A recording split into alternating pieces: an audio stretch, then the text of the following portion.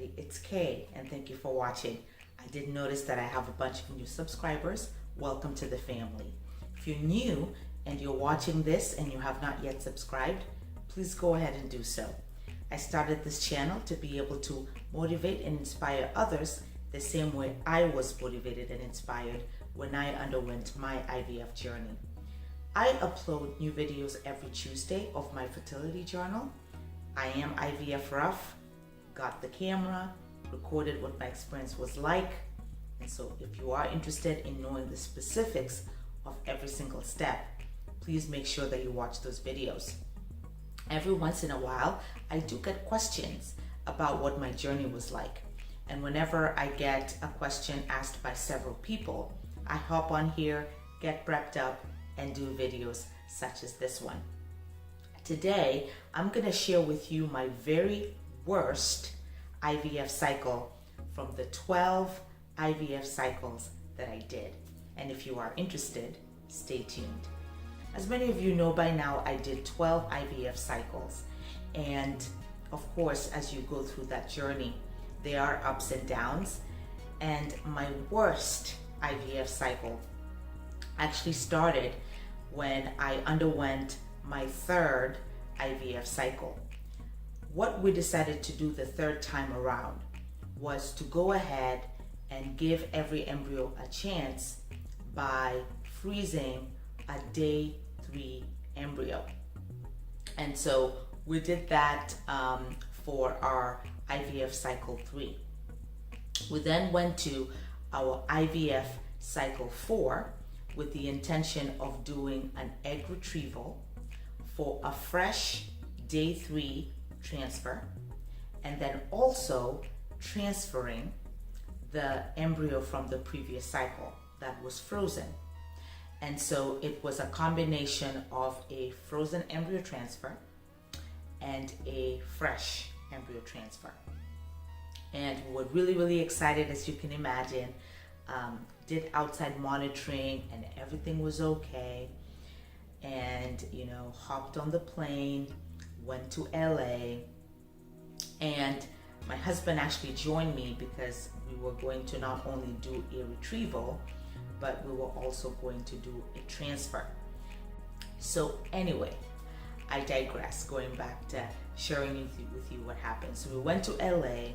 It was wonderful because every time I happened to go to LA with my husband, outside of him going to give his little guys, it's always a good experience. So we traveled together that particular time. I do actually have the video of that particular cycle in the information bar if you wanted to kind of see the day-to-day of the details. Okay, so went to LA, and I am on the retrieval table. I've been prepped, I'm excited. I'm gonna go through an egg retrieval and we're gonna do a fresh transfer. The egg runs away. I kid you not, the egg runs away.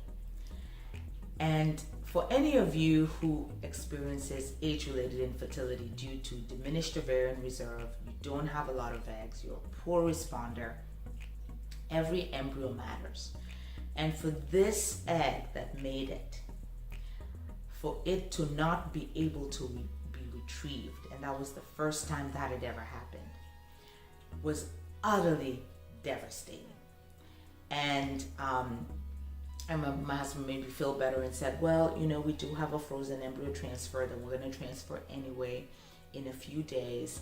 Don't stress out about it. But I remember it was just really hard because, in my head, I started doing the comparison thing because we all do it. I'm like, other people go through retrievals. It's afterwards that it doesn't work. I can't even go through a successful retrieval. I'm back again to square one where now the eggs are not cooperating and I have very few and you spend all this money and it was devastating. But as you know, in this journey, there are no guarantees. And at the time, I was early on, still doing a lot of learning. And so it just was really hard, I remember. It was really hard. So anyway, got off the retrieval table, waited a few days to transfer back the frozen embryo transfer that was frozen from the previous cycle. And so then I go home and do the pregnancy test and watch all these videos where individuals are getting a positive line, some on the 3rd day, some on the 4th day, some people waiting until the 10th day. Didn't feel any symptoms, but didn't think nothing of it because there's people who don't feel any symptoms early on. And eventually tested, and unfortunately the frozen embryo transfer did not work. I was so broken, guys, because at that point in my head I'm like, I've gone through 5 cycles of this, including a transfer cycle, and you go through so many cycles of IVF and they don't work, you get so defeated. So I think a lot of it was also the defeat of the other cycles, and I'm like, oh, how can I move on? What do I do? What do I do? So it was an amalgam of things. And so really, really, really, really difficult. And one of the worst cycles I would say I've had throughout my IVF journey was there. What I didn't realize was that my decision to learn from those 5 cycles and be able to generate a step forward and to continue is really what saved me and resulted in the pregnancy I have now.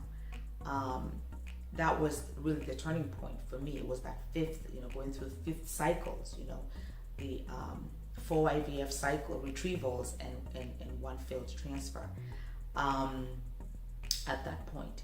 So in a moment, I will actually share with you what those lessons were from my experience, in the hope that maybe if anything similar has happened to you when it comes to your IVF cycle that was really devastating, maybe you might be able to do the same.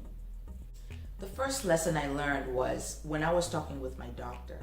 Because I did frozen embryo transfer excuse me, for a day 3, allergies I think in the air, I apologize, because I did a frozen embryo transfer for day 3, really there was no information. I couldn't learn from it. I didn't know what happened. And I think that's the worst part. It's like you want to kind of maybe understand what's going on at first so you can decide on next steps, but then you don't know why, so I didn't realize at the time that when you do a day 3 frozen, it is what it is. And so then my doctor just ended up, giving me the data saying I have age-related infertility, and they strongly believe that it was egg quality, but they were not able to give me the specifics. The second thing I learned was that I was putting 100% into 1 egg, and just going into this cycle and thinking it's going to work based out of 1 egg was not going to end up working out for me. But it was very, very difficult. But I then realized at that point that I was going to have to undergo multiple cycles in order to give myself enough eggs, because I was at the time making 1 egg, being in a position where 1 egg could be retrieved. I started off with more than 1, but what would end up being retrieved or what would end up being mature was generally at that point only 1. And so it's funny because I was putting all my eggs in that 1 basket. So when that egg ran away or ovulated and could not be retrieved, it was utterly devastating. So I walked away with those 2, those 2 resolutions. The first one, based out of my first lesson learned, was that I was going to allow my embryos more time so I could gather information. So I was going to have to make a decision to allow my embryos to get to day 5, which is the 100 cells, so that I'd be able to gather more information and perhaps consider doing a PGTA as well. And I was going to have to start to do more cycles so that I will be able to have more eggs and not put all my hopes and dreams in a limited number of cycles. I also learned in my worst IVF cycle that I was naturally impatient. I wanted things to work quickly. I had done 5 cycles. Why isn't it working? But I forgot that I needed to pay attention to the data that my doctor provided. there was already IVF done with women in the center, in my center, and with my similar diagnosis. And for our diagnosis, and I say that because there's a lot of people that compare diagnosis, like, what did you do? But then the diagnosis is different. And then it becomes very confusing because you're trying to follow somebody whose diagnosis you do not share. So it's very important that you focus on your diagnosis. You can get inspiration and motivation from others, but you can't emulate somebody because their diagnosis may not be yours. And so I learned how to really focus on my own diagnosis. And whether I liked it or not, I could not be impatient. For women with my diagnosis of diminished ovarian reserve, age-related infertility, who were poor responders and were perimenopausal with eggs that were 43 years of age. It was 1 out of 6 IVF cycles, 1 out of 8 IVF cycles, if they were to work at all. So it was just something that I needed to accept, and I used that moving forward. The other thing that I did that, in looking back, petrified me, especially after watching YouTubers going through infertility. I love that YouTubers share their experience. And I remember I was really researching on miscarriage, because that is common with age-related infertility. In fact, you guys, when I was going through my IVF cycles when Meghan Markle went through her miscarriage, and she was, of advanced age. And many women of advanced age who go through miscarriage, a lot of it is because of genetic abnormalities, because as the eggs get older, there's chances that the body is able to detect that the pregnancy will not be successful, so then the miscarriage happens. But what I also did not know was that a part of miscarriage is also the DNC, especially if the pregnancy advances. So by doing a day 3 frozen embryo transfer, a fresh embryo transfer without PGTA testing, I was putting myself at risk of having potentially a miscarriage and a DNC, and that would take away the year, because as you know, when you go through miscarriage, you need time to heal emotionally and physically.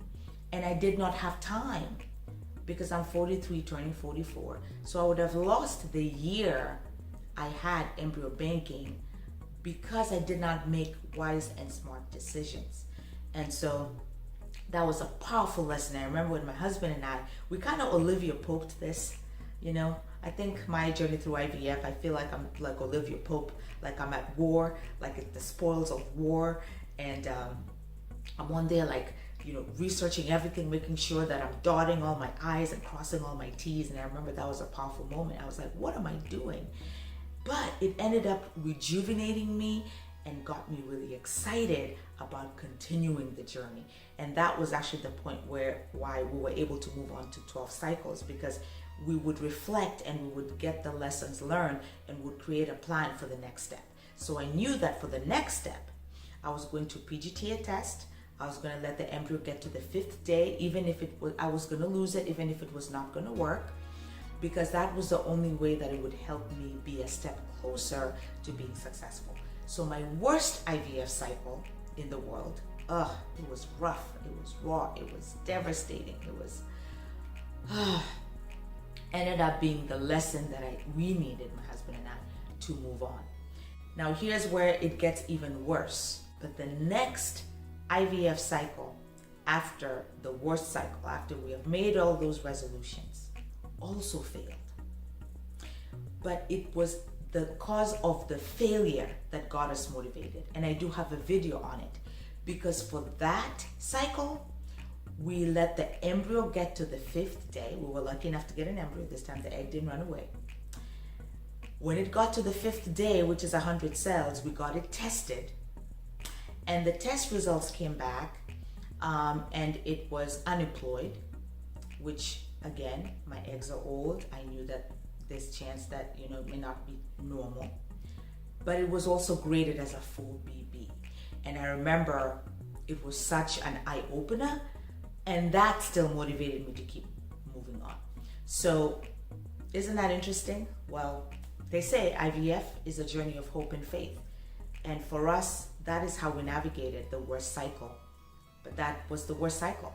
and that's what happened. So hopefully that information is helpful to you, or if you empathize with me, you know, we can kind of reflect on the gruesomeness of this journey.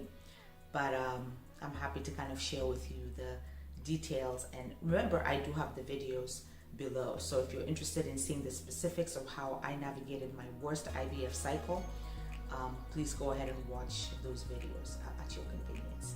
Thank you for watching, guys. Until my next video. Bye.